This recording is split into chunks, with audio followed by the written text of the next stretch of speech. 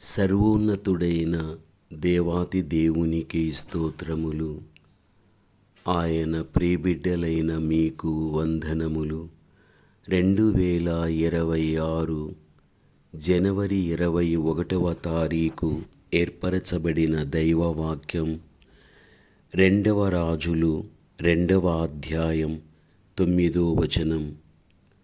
నీకు కలిగిన ఆత్మలో 2 పాళ్ళు నా మీదికి వచ్చునట్లు దయచేయుమనెను. యవ్వన కాలము నుండి ఏలియా యొక్క పరిచారకుడై ఉండిన ఎలీషా 2 పాళ్ళు ఆత్మను తాను పొందగోరగలిగాడు.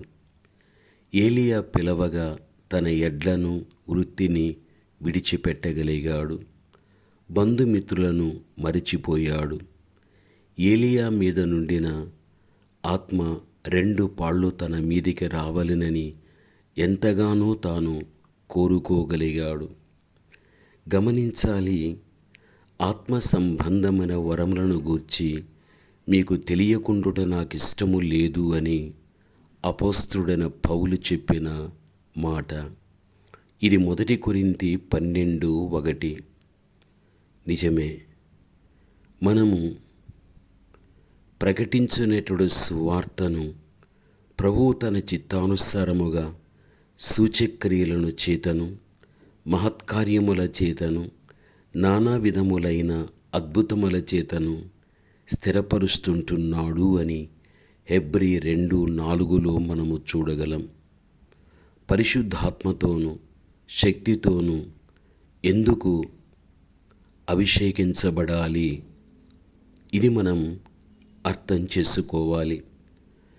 యేసుక్రీస్తు యొక్క జీవితాన్ని మనము చూడగలిగినట్లయితే దేవుడు నజరేయుడైన యేసును పరిశుద్ధాత్మతోనూ శక్తితోనూ అభిషేకించడం, దేవుడు ఆయనకు తోడై ఉండడం, ఆయన మేలు చేయుచు అపవాది చేత పీడింపబడిన వారందరినీ స్వస్థపరుచుచు సంచరించుచూ ఉండెనని అపోస్తల కార్యం 10:38 మనము చూడగలం. నిజమే, దేవుని యొక్క బిడలైన మన జీవితంలో తప్పనిసరిగా మనము కూడా పరిశుద్ధాత్మ యొక్క అభిషేకం అనేది చాలా ప్రాముఖ్యమైనటువంటిది. పరిశుద్ధ గ్రంథంలో మనము చూడగలిగితే గురువును వెంబడించు శిష్యుని వలె ఎలీషా 2 పాళ్ళు ఆత్మ కొరకు ఏలియా వెళ్ళిన అన్నిటికీ కూడా వెళ్ళగలిగాడు. ఏలియా దుప్పటి ఆకాశము నుండి పడిన వెంటనే దానితో ఎలీషా మొదటి అద్భుతాన్ని చేయగలిగాడు. దుప్పటితో యోర్దాను నీటిని కొట్టగా అది ఇటు అటు విడిపోయినందున ఎలీషా అవతలి ఒడ్డునకు నడిచిపోయినట్లు 2వ రాజులు 2:14 మనము చూడగలం. ఏలియా 8 అద్భుతములు చేశాడు, కానీ ఎలీషా 16 అద్భుతములు చేయగలిగాడు. ఆనాడు ఎలీషా ఏలియాను వెంబడించినట్లు నేడు మనము ప్రభువైన యేసుని వెంబడించేటువంటి వారుగా మనముండాలి.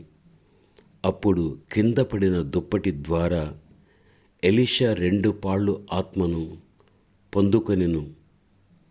అదే రీతిగా పరిశుద్ధాత్మ కుమ్మరింపు ద్వారా మనము అభిషేకమును పొందుకునే వ్యక్తులుగా మనం ఉండాలి.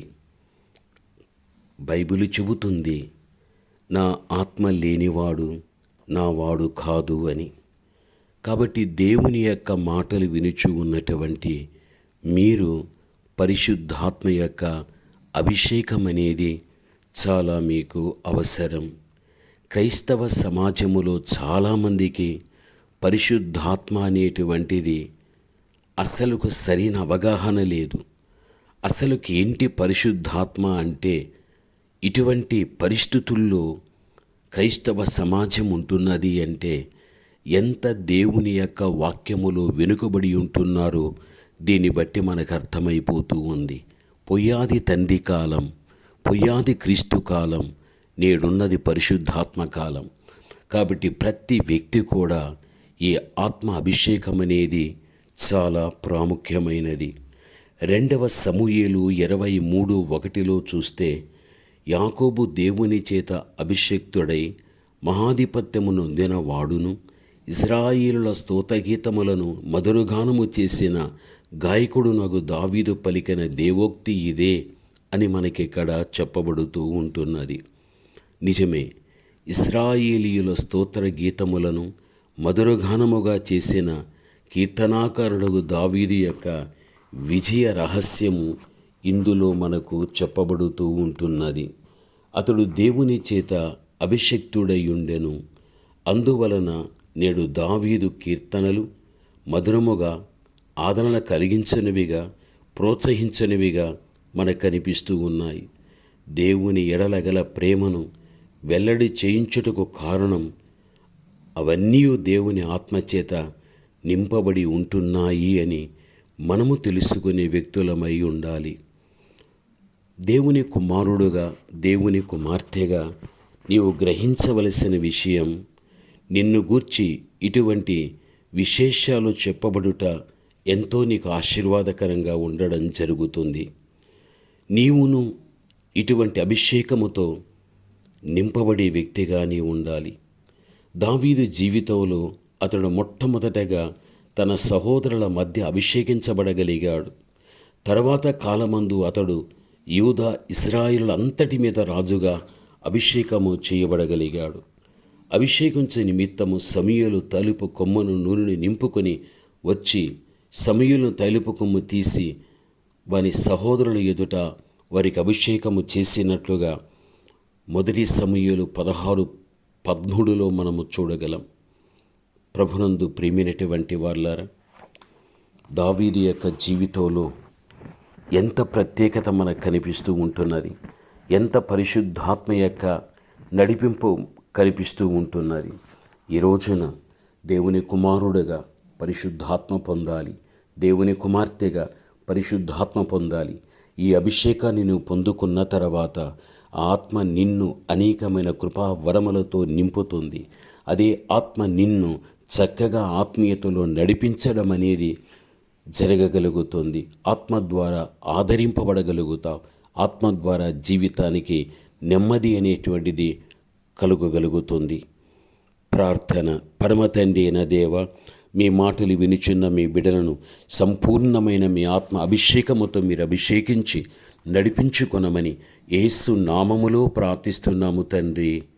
ఆమేన్.